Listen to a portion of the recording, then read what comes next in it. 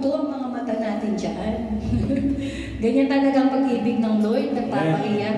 No, yung mga taong matigas, no, yung pusong bato, pinapalitan niya ng pusong laman. Yung dating hindi marunong umiyak, abay, mga maton, no, punong-puno ng mga tato na hindi daw natitinag. Aba, sa Panginoon, hindi pwede, nakakaiyak yan. Amen po ba? Amen. Nakikita niyo po ba yung slide ko? Kita niya? May pula? O, yan na po yun. Yan lang po yung slide ko. Welcome po ulit mga Kuya Randy. Pangalan ni Ate? Grace. Chris. Yung buong pangalan. Crystal. Chris Ann. Yun. Si Kuya Randy, si Chris Ann at saka si Uno. Bawal po ang magsugal ng Uno. Siguro first lang yung first. Ready na po ba? Dahil buwan pa rin po ng February, at syempre sa mundo, sineselebrate po ang buwan ng February as ano po? Valentine's Day or Love's Month daw po siya. Kaya ang kulay ng February ay, kaya yan po yung ating slide, red. Kaya pag nakakakita tayo ng antimano na kapula, pumapasok is love. Diba?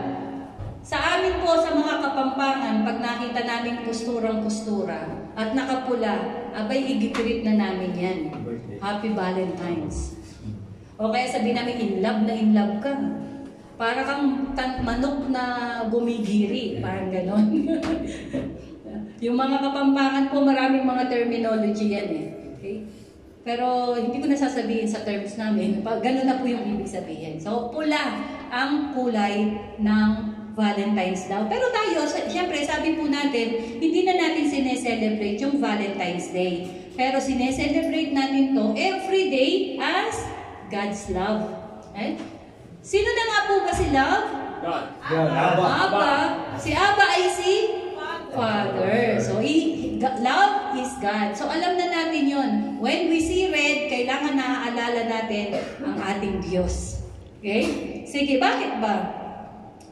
Ang title natin, naka-off ako. Ayan. Ang title natin is Love is Red. Bakit kaya? No? Asan na naman pinagkukuha ni Pastora yung mga title na yan? Nung kailan eh? Love is Abba. Ngayon naman, Love is Red. Okay? Tingnan natin. Kung pong sa secular, kasi alam niyo po si Satan, very deceitful yan. Yan ang mastery niya eh. Yung manloko. Yung ikaw ay malinlang. So, pinagsasama niya yung paganism at saka yung Christianity. Kukuha si Satan ng konti sa Word of God, half-truth is not an absolute truth.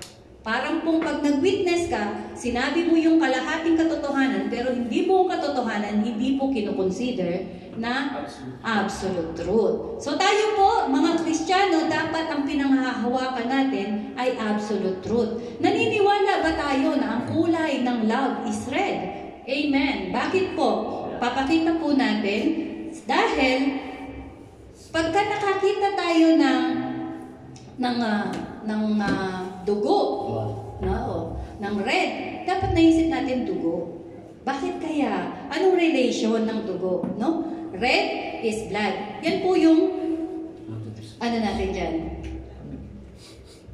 Mag-backstory tayo. Maganda po kasi, pasensya na po kayo ha. Pag po ako nagtuturo, gusto ko po may backstory para meron po tayong reference. Hindi po tayo yung parang sumusuntok sa buwan na pinaniniwalaan natin at ginagawa natin yung mga bagay na hindi naman pala base sa Bible. O kaya wala kang kaalam-alam, wala kang idea. So ito po, nung una, ang ating Panginoon ay bago ka pangalan niya likhain ay mahal ka na niya. Amen? Amen. Amen. So ngayon, nung nilikha niya na si Adan, ay nagkasala sila. Amen po ba? So ngayon, dahil nung nagkasala si Adan at si Eva, ang ginawa ng Panginoon ay, di ba, nung mapansin nila, hubad sila, ang ginawa nila, kumuha ng dahon at itinakip sa katawan nila. Ngayon, hindi po pwede yun sa Panginoon. No? Ang ginawa ng Panginoon, pinalitan yung kanilang damit ng skin ng hayop, ng animals. Ibig sabihin, pag merong skin, may pinatay na hayop. Tama po ba? So, in the first na pagkakasala ng tao, ng ating ninuno, si Adan at si Eva, ay meron na agad ng sacrificial ng blood. Yun po yung hindi po dinetail sa Bible, pero logically, pag merong balat, may kinuhanan. Tama po ba? At ikaw, sige kuya, subukan mo kuha kung kutsilyo sa labas ha. Tapyasin namin ng konti yung balat mo kung walang dugong lalabas dyan. So logically po, may dugong lumabas. Okay? Ngayon, ang sabi po sa Romans 6:23, "For the wages of sin is death, but the gift of God is eternal life in Christ Jesus our Lord." So this is true. Kasi sa Eden pa lang, ay meron ng wages of sin is death. Ang kabayaran ng kasalanan ay kamatayan. So meron talagang dapat mamatay. During that time, hindi po si Adan at si Eva ang namatay, but they die spiritually. At hindi sila namatay physically dahil ipinalit po yung hayop kesa sa kanila. So mga Kapampangan, naniniwala din po yan eh. Ay, yung aking pusa namatay. Imbes na ako namatay, siya yung namatay. Kasi kumbaga may accident. Ayaw yung mga pamahiin. But it's not true. Okay? Hindi po katotohanan yun. Pamahiin po, wala sa Bible yan. Okay? So ngayon, it is true na kapag merong kasalanan, merong dapat kabayaran. At wages of sin is death. At meron nga pong namatay yung hayop. So, dahil po tayo, nagkasala ang ating ama, si Adan at si Eva, ang nangyari sa Romans 5:12, "Therefore, just as sin is entered the world through one man." Sinong one man? Si Adan. Nagkasala si Adan, ay nagkasala na lang daw po ang lahat. Okay? Enter death through sin. Also death was passed to all men. So dahil nagkasala ang ating mga ninuno, si Adan at si Eva, ay nagkasala na rin po daw ang lahat ng tao, at lahat ng tao ay dadaan sa kamatayan. Amen? Marinaw po ba tayo? Amen. So, since God is holy, ang sabi po sa Habakkuk chapter 1 verse 13, no? God is holy. His eyes are too pure to look upon evil. And you cannot tolerate wrongdoings. Ito po ang karakter ng Diyos. Sobrang kabanalan ng Diyos, hindi siya makatingin sa masama. No? Kaya po, nung una pa lang magkasala si Adan at si Eva, kailangan na ng dugo. Kasi hindi niya matitingnan kapag walang dugo.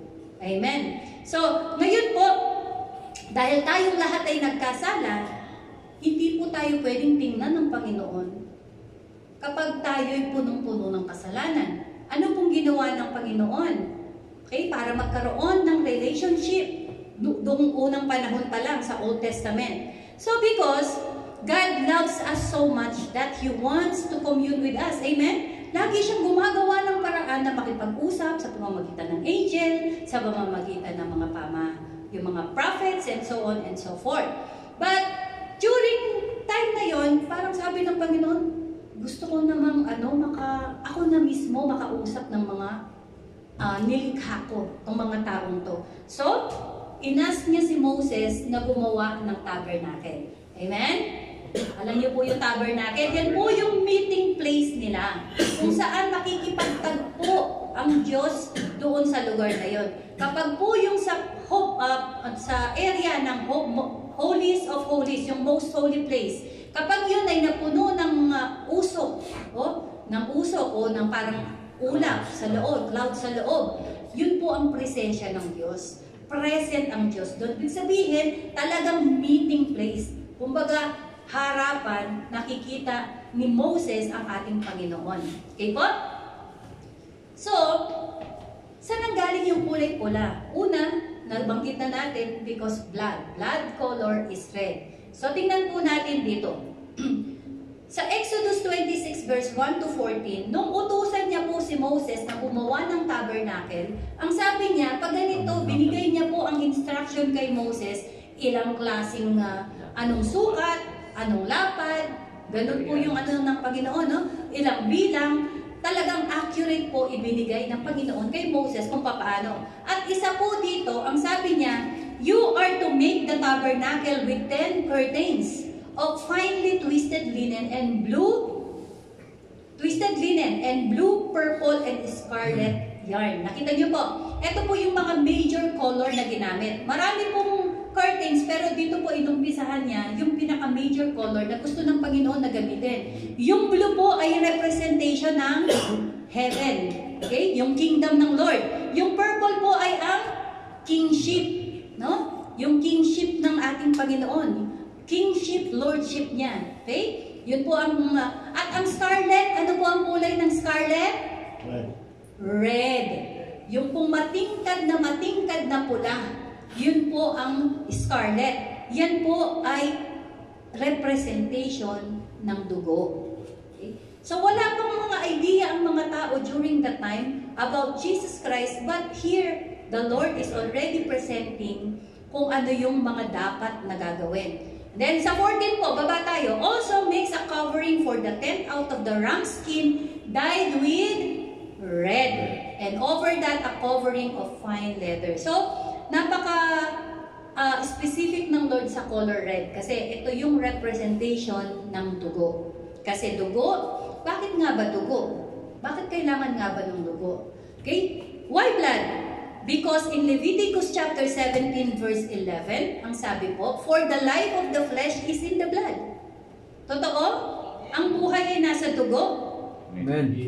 Ang buhay po ay nasa dugo. Kasi bakit? Yung sino pong mga nurses dito, kapag meron kang infection sa katawan, yung dugo yan, mabilis ang daloy niyan kasi nagsisend siya ng mga mga cells dun sa kung saan ka nasugatan o kung meron ka mga bakterya na meron sa katawan mo, nilalabanan ng dugo yan. Kaya pag ang dugo mo ay nalason, hindi ka namatay dahil nalason ka, ininom mo. Hindi. Nalason ka kasi yung dugo, naghalo yung lason doon. So, ang buhay talaga po ng tao ay nasa dugo. Kaya mahalaga ang dugo. Amen po? Tuloy natin. Ang sabi niya, and I have given it to you to make atonement for your souls upon the altar. So, kaya pala may dugo. Dahil alam na ng Diyos, even from the beginning, magkakasala ang tao. Di ba? Ganyan kanya kamahal eh. Dahil sa all-knowing ang Panginoon, alam niya na ang tao ay magkakasala. Hindi muna niya kinreate ang tao. Sino muna niyang kinreate? Mga hayop. Para pag nagkasala ang tao, meron ng substitute na ipapalit ang Panginoon. Ganyan ka pinaghandaan ng Panginoon. Amen? Ganyan ka pinaghandaan ng Diyos. Bago pa ikaw magkasala, meron ng remedy ang Diyos para sa iyo. Ibinigay niya na ang mga hayop. Kaya po binigay niya yan para daw po iyan ay maging handog natin. Amen? Sa altar. Para sa ating mga souls. Okay? Hebrew chapter 9 verse 22. According to the law, in fact, nearly everything must be purified with blood. And without the shedding of blood, there is no forgiveness. Kung walang dugo, walang pagpapatawad. So lahat po ng bagay pinupurify ng dugo. Totoo, kung meron ka sakit sa katawan, ang naglilinis niyan dugo mo. So true, no? Meron po ako napanood sa YouTube, doctor na naging born again Christian, pinaliwanag niya ng lalim ang patungkol sa dugo using medical terminology. At talaga namang nakaka-amaze ang works ng blood talaga. Amen? Okay. So kung wala daw pong pagtagis ng dugo, wala daw pong pagpapatawad. So nung po kasing Old Testament, lahat po meron yan, no? Meron pong seremonya sa lahat ng bagay. Pati po yung mga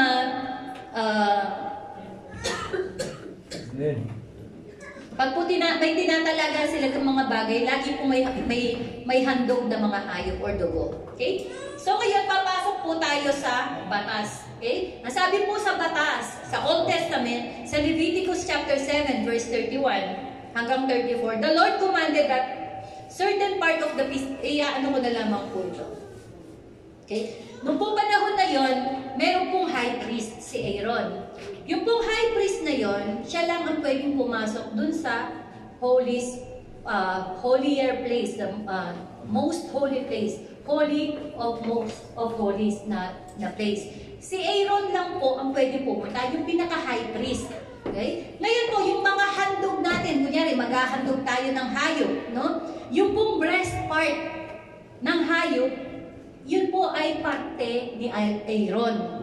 Hindi po yun iahandog sa Diyos. Yun po ay para kay Aaron. Kasi si Aaron, ang siyang representatives ng breast part, yung puso. Siya yung pupunta dun sa loob. Sa New Testament, sino yung sinasabi natin na puso na ibinigay ng ating Diyos Ama? It's Jesus Christ, di po ba?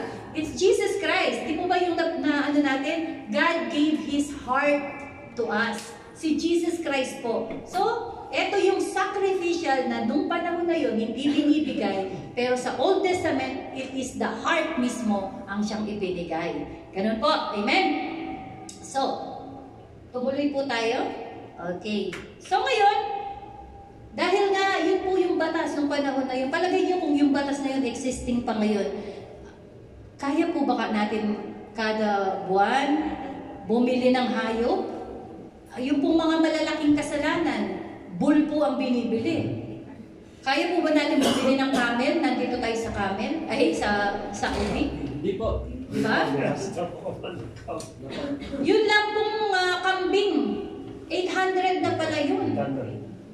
Kasi po dun sa dating church namin, palagi kami nagko-kolekta para mag-lechon ng kambing. Wala pong naging perfect sa nilechon namin.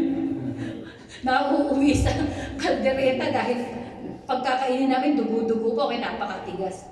So, ang ano pong ibig ko sabihin, nung panahon na yon, ganun talaga ang gagawin. Kung wala ka talagang pera, bato-bato na lang. O kaya yung kalapati. Pero kung may kaya ka, yung malalaking mga hayop, yung mga mahal, o di proud na proud ka, ay pinatawad talaga lahat ng kasalanan ko, malaki yung aking handog eh. Di po ba? Maraming dugo. See? Pero dumating po yung panahon, ang sabi dito po sa Isaiah, dumating na yung prophecy. Okay? Pakinggan po natin ito, napakaganda. Ang sabi po sa prophecy ng Isaiah, ayaw na din. Ayan. Sa Isaiah 1, okay, pakibasa nyo na lamang po, no? What good to me is your multitude of sacrifices. Ito po yung prophecy, nagsasalita ang Panginoon sa pamamagitan ni Isaiah. Ang sabi niya, what good to me is your multitude of sacrifice, says the Lord. I am full from the burnt offering of rams and the fat of well-fed cattle. I take no delight in the blood of bulls and lamb and goat. So, hindi pala natutuwa talaga ang Panginoon, no? Sa mga inihahandog na ito, hindi po pala talaga natutuwa ang Diyos. Okay? Sa 13, bring your worthless offering no more. Huwag nyo nang dalhin. Worthless pala talaga sa Panginoon yan. Okay? Sabi niya, your incense is detestable to me. New moon, Sabbaths, and convocation, I cannot endure iniquity in a solemn assembly. So, yung mga okasyon nyo na yan, kasula-sulasok, ang lalim na Tagalog, nasusuka na ako sa mga yan, sabi ng Panginoon. I hate your new moons, your appointed feasts. They have become burden to me. I am weary of bearing them, sabi ng Panginoon. Ano pa pong susunod? When you spread your hands in prayers, I will hide my eyes from you. Even though you multiply your prayers, I will not listen. Nakita niyo po, nanawa na ang Diyos kasi handog sila ng handog at pagkatapos, ganun din naman ang ginagawa nila. Patuloy pa rin naman sila sa pagkakasala. At pagkatapos, dumating ng pagkakataon ng sabi ng Panginoon, pag dumating ang araw na nanalangin kayo, kahit pa itaas niyo yung mga kamay ninyo at doblehin niyo pa yung mga panalangin niyo, hindi ko pakikinggan, ang sabi ng Panginoon. Pakibasa po sa naka-English lang. Yun po ang sinabi ng Panginoon sa kanila. Pero dumating ang araw, yun po sinasabi niya na yun na ayoko na ng mga handog nyo na yan. Nakakasulasok na yan. Parang kumbaga, masyado nang parang naumay na ang Panginoon. Naumay ang Panginoon, araw-araw lechon. No? Naumay ang Panginoon. So sabi po sa 18, etong maganda. Ang sabi niya, come now, let us reason together, says the Lord. Though your sin are like scarlet, they will be as white as snow. Though they are as red as crimson, they will become like wool. So sabi ng Panginoon, alika, ano ba sa Tagalog? Let us reason together. Magpaliwanagan tayo ang kanyang Panginoon. Gaano man karumi, kapula, sobrang pula ng kasalanan mo. Bakit po pula? Kasi po sila ay, di ba lagi may offer na mga bull. So puro dugo ang kanilang mga kamay. Plus at the same time, lagi sila nakikipaggera, di ba? Yung panahon po na yun. Kaya po pula ang kanilang kamay. So ngayon, yun daw pong kasalanan natin is also ay representation yung pula ay also representation ng kasalanan. So tatlong bagay, pag nakakita tayo ng pula, kasalanan, dugo, at saka pagmamahal. No, love. Amen po ba? Tatlo. Okay?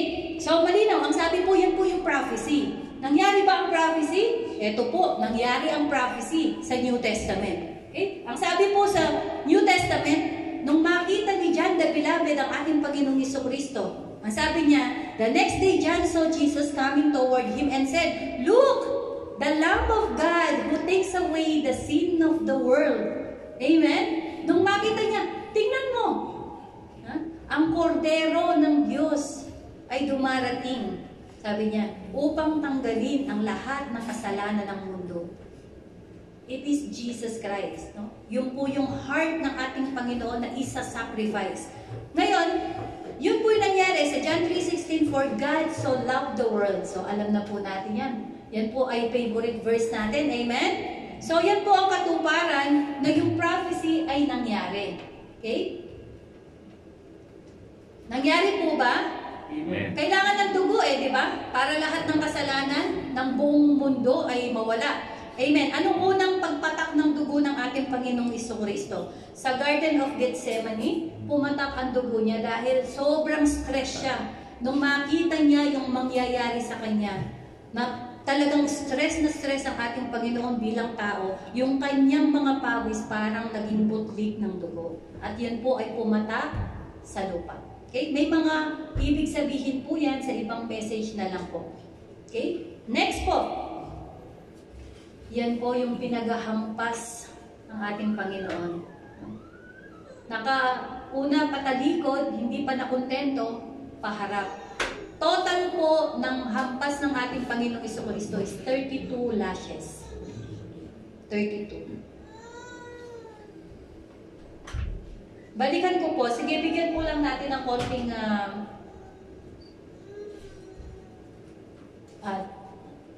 yung pong yung pong blood na tumulo sa yan po ay restoration na hindi ka na ganun magpapagod sa pagtatrabaho. Kasi di ba sinumpa si Adan sa garden ng Eden? Ang sabi niya, dahil nagkasala ka, mula ngayon lahat ng kakainin mo, pagpapawisan mo. Amen? Kaya po sobrang labor ng labor yung mga tao ngayon. Ngayon, sa Garden of Gethsemane, pinawi ng Panginoon yon. Nung pumatak yung kanyang dugo sa lupa. So, yung lupa, hindi na yan curse ngayon. Noong panahon na yon, kinurse ng Panginoon. Ngayon, ang lupa hindi na curse sa mga taong tumanggap sa Panginoon. Amen? Next po. Ayan. Ito naman, yung kanyang mga hampas, lahat po ng kasakitan. Dahil sa kasalanan, tayo po ay naging masakitin. At dahil po yan sa hampas, grabing dugo ang tumulo ng Panginoon dyan. Pero 32 na kada, di ba, hindi lang isang guhit na ganun Kasi yung ginamit sa kanya, yung mga maraming mga spikes sa dulo, talagang hindi mo po makikilala daw ang ating Panginoon. Ano po yung representation nito? You are free from every kinds of sicknesses and disease. Amen. Next po. Yung koronang suksok. Ayan yung pangatlo. Yung koronang suksok, ano yan? Yung nice ng kaaway. Okay? Yung pride, ito po yung representation yan. Okay? Next po ay, syempre, yung pagkapako niya sa krus. At marami na yan. Lahat na po ng kasalanan nyo. Lahat na ng redemption na gusto nyong maging ma-redeem, diyan po lahat ay ibinuhos ng Panginoon. At hindi lang natapos doon, hindi talaga pumayag ang Diyos Ama na hindi lahat ng dugo ng Panginoon ay lumabas. Kasi sinigurado kung patay na talaga siya, nung tutusukin siya sa tagiliran niya, lumabas po tubig at saka dugo na. Ibig sabihin, yun ang last drop ng dugo ng ating Panginoong Jesucristo. Kapatid, ganyan ka kamahal ng Diyos Ama. Na ibinigay niya ang kanyang bugtong na anak, na lahat ng kanyang dugo, to the last drop, ibinuhos para sa kapatawaran ng bawat kasalanan natin. Amen? Therefore, tingnan natin sa mga verses kung totoo ba yung mga pinagsasabi ni Pastora. Mahirap na sabihin tayo bulaan. Ano po? Okay. Masabi po dito, para mas malinaw natin maunawaan, for the law is only a shadow of good things to come. So yung law daw po noon, kaya nangyari yung mga batas noon, para lang ipakita na mayroong mabuting darating. So yung pong mga hayop na hinahandog nung panahon na yun, shadow lang pala to. Talagang hinanda na ng Panginoon, nasa plano na ng Panginoon na may darating na the best sacrificial lamb. Yung perfect. Amen? Sabi niya, not the realities themselves. It can never, by the same sacrifice offered year by year, make perfect those drawn near to worship.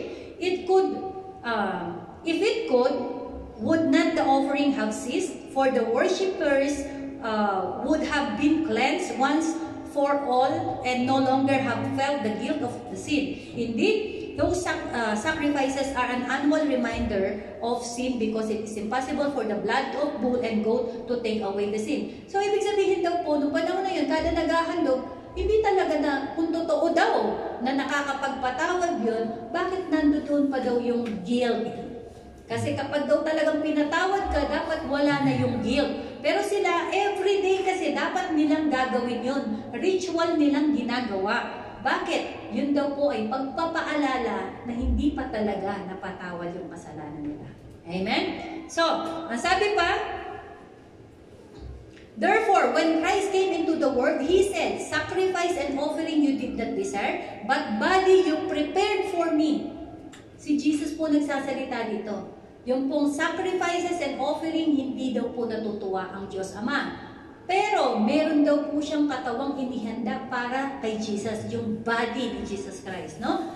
So, ito po daw yung inihandog sa Panginoon. So, sa 8 po tayo, sacrifice and offerings, burnt offering and sin offering, you did not desire, nor did you delight in them. Amen? So, hindi po talaga natutuwa ang Panginoon. Okay? Eto, maganda to. Sabi sa 9, Here I am. I have come to do your will. Willingly, ang Panginoon gustong gawin. Yung gusto ng Panginoong, ng Diyos Ama. And sabi dito, we have been sanctified through the sacrifice of the body of Christ once for all. Amen? You are sanctified. Ano pong ibig sabihin ng word na sanctified? You are purified. You are cleansed. Ito pong message natin is for those people na talaga namang ang past nila is super bad, no? Kumbaga kung kumpara sa iba nating mga kapatiran, no? Yung buhay nila is talagang napakasama, na talagang inaakala nila na hindi na kayang patawarin ng kasalanan nila. Ito yung message ng Panginoon na ang sabi niya, we have been sanctified through the sacrifice of the body of Jesus Christ once and for all. Isang beses lang po yung binigay na sacrifice ng Panginoon, yun daw po ay sapat na upang malinis ka sa lahat ng kasalanan mo. Amen po ba? And then, ang sabi pa sa 12, but when this priest had offered for one time, one sacrifice for sin. Okay? Bakit ko po inuulit-ulit? Kasi one time lang, kapatid. Hindi na po natin kailangan paghirapan yung kaligtasan natin. One time ginawa ng ating Panginoong Jesucristo, sapat na as a sacrifice for every sin. Amen po ba?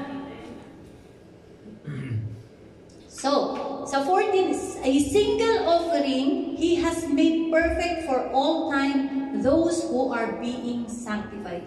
Ilang beses po inulit-ulit sa Hebrews chapter 10. No? One time offering has made perfect, kapatid.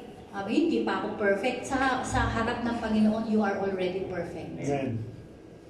We are already perfect. Amen. Amen? So, sa 17, their sin and lawless act I will remember no more. Yun yung sinasabi ng Panginoon sa iyo. Paulit-ulit niya sinasabi, the sacrifice that the Lord Jesus Christ had made for one, minsan lang ginawa, once and for all. Hindi na kailangan ng penitensya. Amen? Hindi na kailangan kong pumunta, magsimba palagi kasi kailangan para mapatawad ako. Hindi po tayo nagsisimba para mapatawad ang kasalanan natin. Nagsisimba tayo dahil pinatawad tayo. Hindi tayo nagsisimba para mahalin tayo ng Diyos. Nagsisimba tayo dahil mahal tayo ng Diyos. Amen? Amen. Kasi ito yung kailangan magsimba ako ngayon, magbabawas ako ng kasalanan. Diba? O kaya yung iba naman, pagka mabait na ako, sisimba na ako. Hindi. The Lord loved you from the time na makasalanan ka.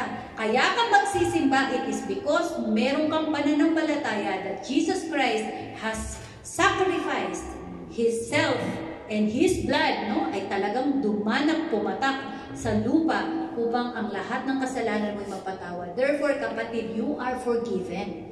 You are sanctified. Sa harap ng Diyos, ikaw ay purified. Amen. Amen. Sarap. Masarap ba na marinig yung mga ganong bagay? Hindi ko kayo binobola, kaya po kami lagi may verse for you to be to believe. Not because we said it, but because the Lord said it. Okay? Therefore, the love of the Father is expressed through the blood of Jesus. Kaya po kulay red talaga. Yung love ng Ama, in-express niya 100% totally sa pamamagitan ng dugo ng ating Panginoong Jesucristo. He gave His heart sa iyo. Okay? Therefore, blood is red because it means our redemption. What is redemption? Niredeem niya yung status mo bilang anak ng Diyos.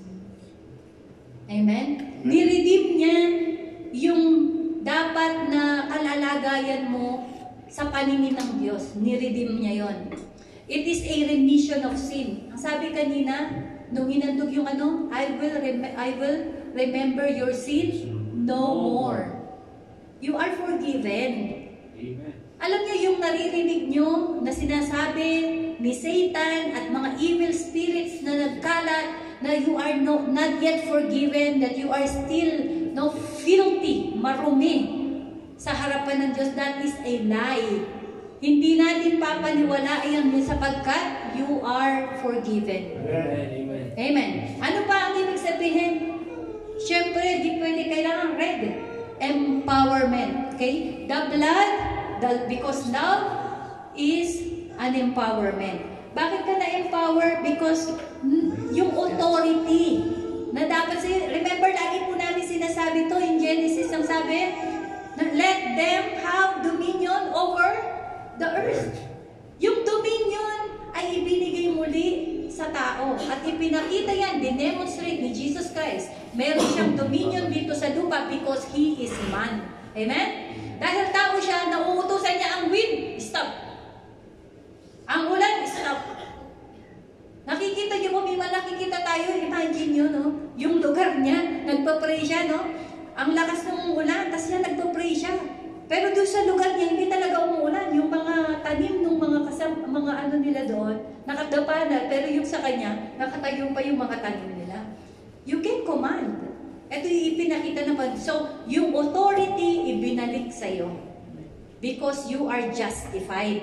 No? You are sanctified. Pure ka. Ang sabi po dun sa James, sabi niya, the prayer of a righteous man availeth much. Or yung iba, the prayer of a righteous man is effective and powerful. Amen? Bakit effective? Kasi daw righteous man. Righteous ka ba, kapatid? Amen. You are righteous not because of your own doing, but you are righteous because of the blood of the Lord Jesus Christ.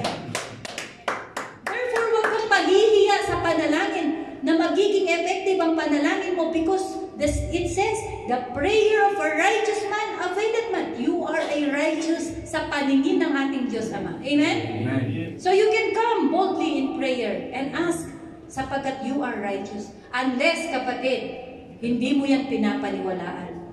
Ang sabi, faith po ang ating pinakasusi. Without faith, no? Everything is possible to those who have faith. So magiging posible ang lahat ng bagay pag may pananampalataya tayo. Amen. The first thing na dapat paniwalaan natin na ibinuhos ang dugo ng ating Panginoong Jesucristo because God so loved you even napakadilim ng nakaraan mo. Amen? Amen. At ibinigay niya ang kanyang buktong anak. And their deliverance. Love delivers. Okay? Nag-deliverance. Because sabi niya, ni-ransom ka niya.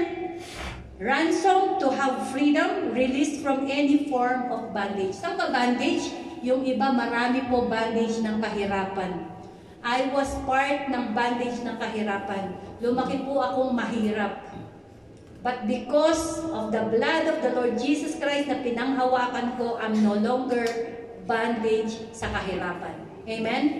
Bibigyan po natin ng mga verses kasi hindi ko po ako mapakali talaga pag walang mga verses. Itong mga word na sinabi ko dito, redemption, empowerment, deliverance, remission of sin, forgiveness, restoration, authority, justice, lahat po ng yan. Ito po, makikita natin na sa pamamagitan ng dugo ng Panginoong Jesucristo. Kaya natin naranasan yung redemption, yung empowerment, at yung deliverance sa buhay natin. Okay? Ang sabi po sa Ephesians chapter 1 verse 7, in Him we have redemption. Through His Blood. malinaw po ba? Amen. Nagsisinungaling po ba si Pastora? This is the Word of God. Ang sabi, in Him we have redemption. Through His blood. The forgiveness of our trespasses. So, ang kapatawaran po ng lahat. Sinabi po ba rin trespass lang? Trespasses. Lahat. Plural. So, isipin mo na, ang pinakamaliit hanggang pinakamasamang kasalanan na gawa mo, everything is forgiven. Amen. Okay? According to the riches of His grace. Grabe. May dugo na, may grasya pa. Saan ka pa? Kahit sa mo ibaling ang mukha mo sa Biblia, makikita mo lang talaga love, forgiveness, grace, mercy, redemption. Panginoon ko, bakit mo ako ganito kamahal? Di ba? Dapat nagiging excited tayo everyday paggising natin. Kung paano mo pasalamatan ng Diyos, purihin ng Diyos, dapat ganun ka-excited. Imagine that. Okay, 1 Timothy chapter 2 verse 5 to 6. For there is one God, there is one mediator between God and men, the man Christ Jesus, who gave Himself as a ransom for all. Amen. So, wala pong ibang tagapamagitan. Walang ibang mediator. Wala nang ibang mga santo kang dadasalan. Wala nang si Virgin Mary. Wala nang iba. Diretso na. Kasi wala daw pong ibang taong ibinigay ang Diyos na tagapamagitan, Diyos at tao, kundi ang Panginoon. Sapagkat sabi, who gave Himself as a ransom for you. Tinubos ka niya. Ano ba yung ransom? Di ba? Yung ransom, di ba? Tutubusin ka. Nakidnap ka, kinidnap ka talaga ni Satanas from the very beginning. At baka yung iba, nandito na sa loob ng simbahan, pero hindi nila alam, they are still captive. Hindi pa sila malaya, akala lang nila. But when you believe that you are already ransomed by the blood of Jesus Christ, you are indeed free. Amen? Ang sabi niya, when the Son sets free, He is free indeed. Pag pinalaya ng anak, tunay ngang pinalaya. Malinaw po ba tayo? Next. Sabi po sa 1 Chronicles, mali ang spelling ng Corinthians ko. Okay, so 1 Corinthians, you are bought by a price. Therefore, glorify God with your body. Ano po yung price? Kapatid, dugo yan. Sobrang mahal. Mahal na mahal. Holy blood ang itinubos sa'yo. Tapos sasabihin mo na hindi ako kayang patawan. Kapatid, everything, anything, all, lahat na po ng adjective at noun, pronoun na gagamitin natin para kayo ay maniwala na lahat ng kasalanan ay pinatawad to those who believe that Jesus is God. Amen. 2 Corinthians 5:21, God made Him who knew no sin to be sin on our behalf, so that in Him we might become the righteousness of God. So, are you righteous? Amen. Absolutely. Yung iba, Jesus Christ. alam nyo yung iba, hindi sila bold eh. Pag sinabi, are you righteous? Amen. Hindi, kasi nakakagawa pa ako ng kasalanan. Kapatid, it's not your righteousness. It is the righteousness of God. Amen. No? Imputed yan.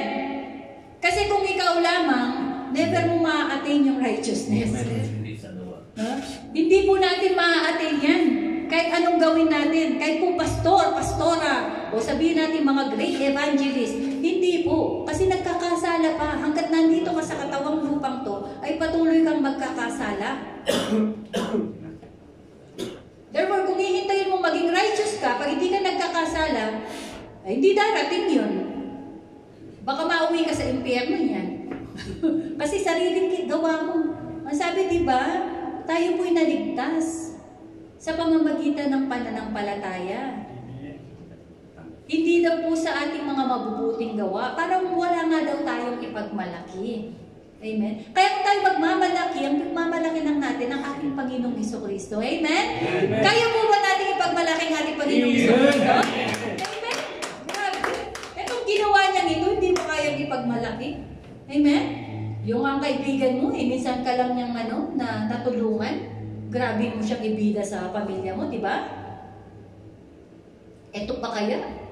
Pang-everlasting ang ginawa ng Panginoon. Imagine, 2,025 years ago. To be exact, 2,025 years. 2025 tayo ngayon. So, 2,025 years, ginawa ng Panginoon yan. Mula noon hanggang sa darating pang mga taon, sakop na ng dugo ng Panginoon ang lahat ng kasalanan. Amen. Colossians chapter 1 verse 19 to 20, for God was pleased to have all His fullness dwell in Him, and through Him to reconcile to Him all things, whether things on earth or things in heaven, by making peace through the blood of His cross. Okay. Alam niyo po yung word na reconcile? No, di ba? Nagkaroon tayo ng reconciliation sa Diyos. Ang mga taong makamundo, kaaway ng Diyos.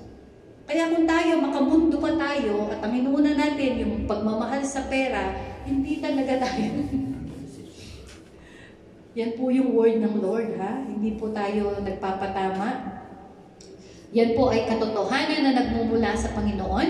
Ang sabi niya, making peace through the blood of His cross. Amen? So kung naging peace, no? Ni-reconcile niya, yung dati, yung pera, kaaway mo. Bakit mo kaaway? Kasi ang hirap hagilap. Tama?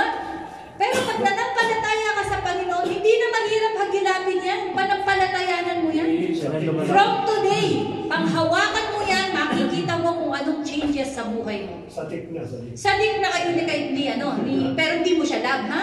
Hindi po pwedeng love natin ang pera. Kailangan natin ng pera, pero hindi natin love, because the love of money is the root of all evils. Amen? Kailangan natin yan. Sabi niya, ni-reconcile niya. Aba, pambihira. Lahat po gagawin ng Lord in favor sa atin, kasi ni-reconcile niya lahat yan. Kaya niyang utusan ang lahat ng bagay in your favor.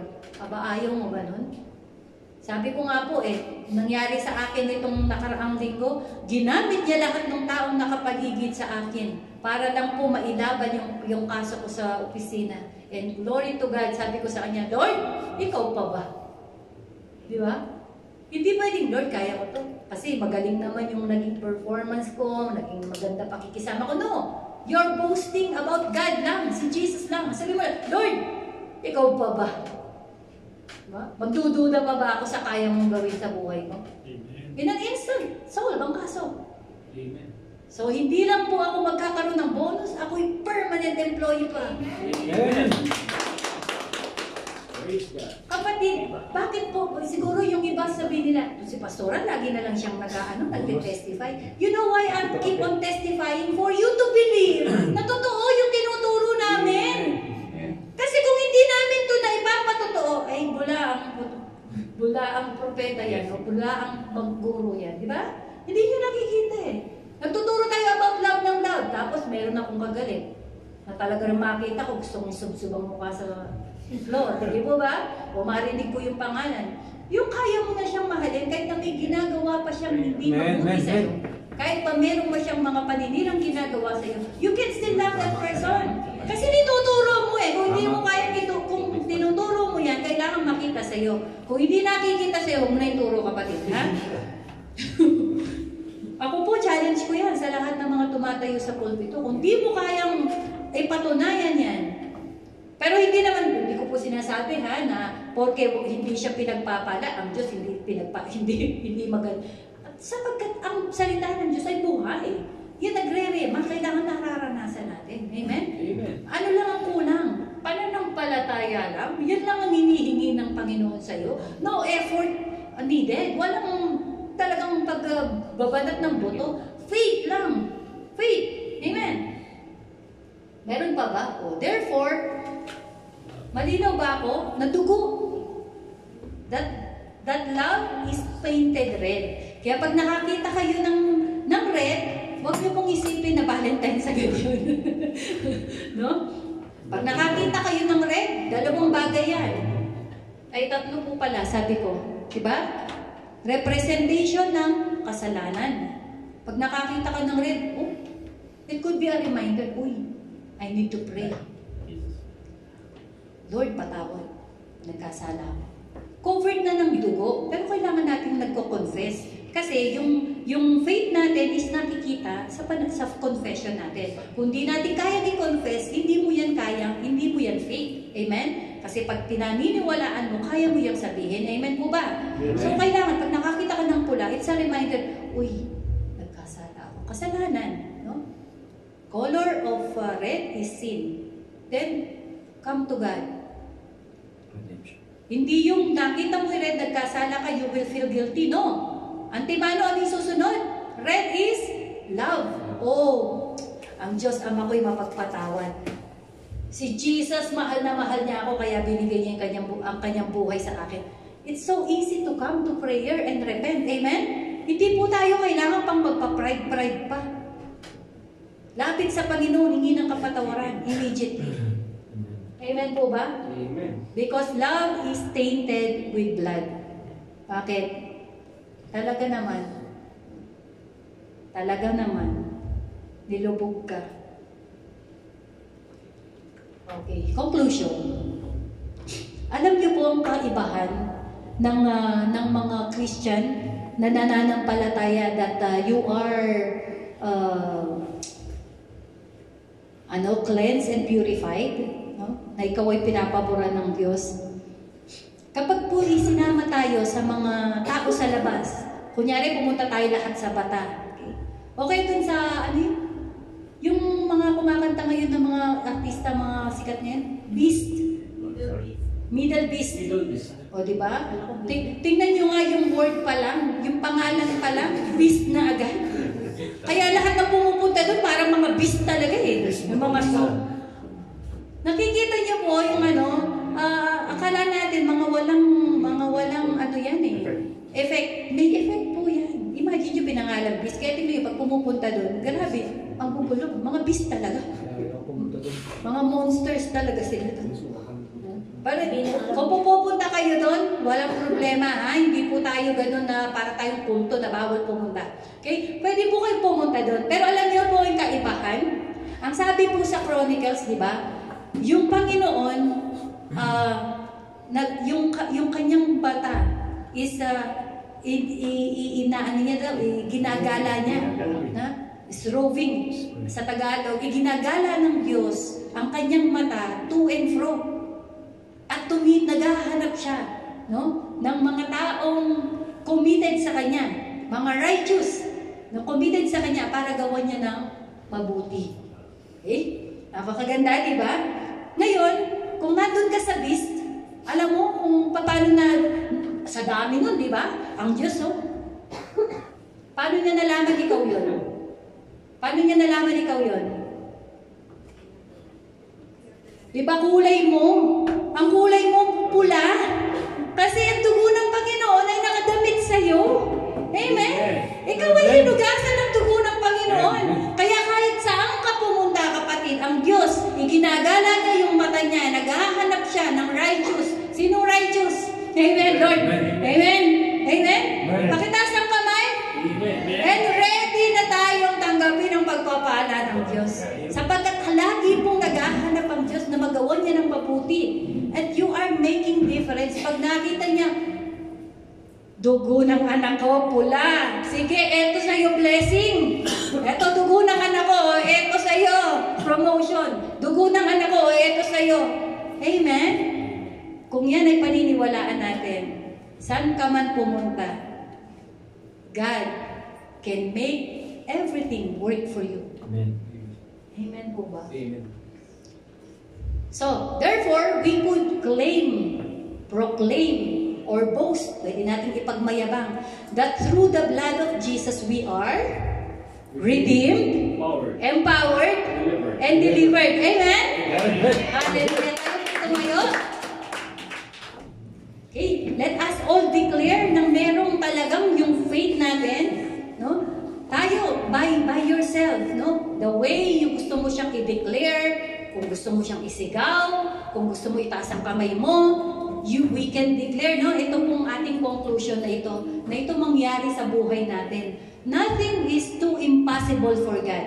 Di ba? Nung siya kinausap nung tatay nung anak na nag-epilepsy, na siya napoposes ng masamang espiritu. Ang sabi niya, kung kaya niyo pong pagalingin ang anak ko. Ang sabi ng Panginoon, kung kaya ko, walang imposible sa taong may pananampalataya. Sabi niya. So, ang pananampalataya, una nakikita ng Panginoon yan. And then, when we confess through our mouth, it will be manifested. Kaya po, makikita nyo kami ni Pastor Bernard na napaka-bold namin sa pagdideclare because the Lord, yung word niya hindi pwedeng mabaliwala eh. Nakikita niya yan. So, okay. Tingnan niyo po yung screen niyo. We will declare this, no? So, imbes po sabihin natin, no? I claim, I proclaim, and I am boasting that through the blood of Jesus, I am redeemed, I am empowered, and I am delivered. Amen? So, in your way po, bahala kayo. Okay po? 1, 2, 3. I claim, I proclaim, I boast that through the blood of Jesus, I am redeemed, I am empowered, and I am delivered. Hallelujah! In the name of Jesus. Oh, glory. Glory, glory. Lord, hallelujah. Indeed, you are a God of yesterday, today, and forevermore. You are a God that is progressive. Lord, from the law, you have shown your love for us by the blood of the Lamb, of this bull, of these animals. By prophecy, O Lord God, you have shown kung paano that you're going to give the best and perfect sacrificial lamb. And Lord, thank you sa buhay ng aming Panginoong Jesucristo that you have fulfilled the promise. At Lord, binago mo yung batas mo. Binago mo, Panginoon, that once and for all, hindi na kailangan pang maghandog ng dugo. All we have to do is to trust, to believe, and to have faith in the finished work of our Lord Jesus Christ. Lord, we are claiming that we are saved, we are redeemed.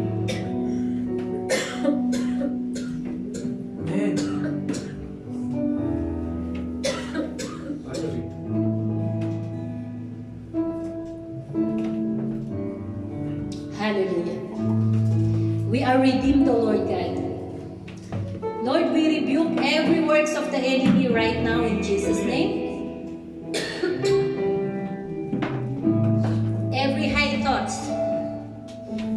imagination.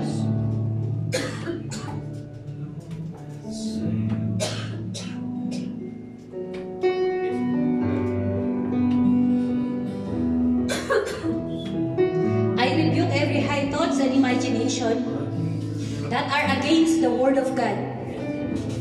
Every words spoken na sinasabi ng kaaway that you are still a sinner, that you are still not forgiven, that you are not enough, you are not worthy to be called as Christian. I rebuke that word because God so loved you and that He gave His only begotten Son. His blood is enough to wash away all sin. Amen. And His blood has ransomed you from every captivity. Hallelujah. Every oppression, we command it to get out in Jesus' name. Hallelujah. Every sicknesses, pati yan kasama sa redemption na ginawa ng ating Panginoon Jesus. Always remember that you are loved, that you are blessed, you are beloved of God. Hallelujah. Lord, maraming salamat po. Kulang talaga ang salita upang ipahayag ang aming taus-pusong pasasalamat. Natunay nga kami minahal mo, tinanggap mo, ibinigay mo ang buong mong anak. At kami ngayon, Panginoon, ay namumuhay ng malaya. Hindi pa man namin nararanasan yung biyaya na yon ng fullness of your blessing. Alam namin by faith, O Lord God, that you have reconciled everything in favor of us. At mararanasan namin yan sa mga darating na araw. From today, Lord, we declare our faith in the blood of the Lord Jesus Christ. Lord, we want to glorify you. We want to exalt you alone because you alone are worthy to be praised. Your blood is enough, Panginoon, para papurihan ka namin. Your name is enough para papurihan ka namin. Indeed, O Lord, maraming salamat po. Ito po ang aming panalangin in Jesus' name. Amen.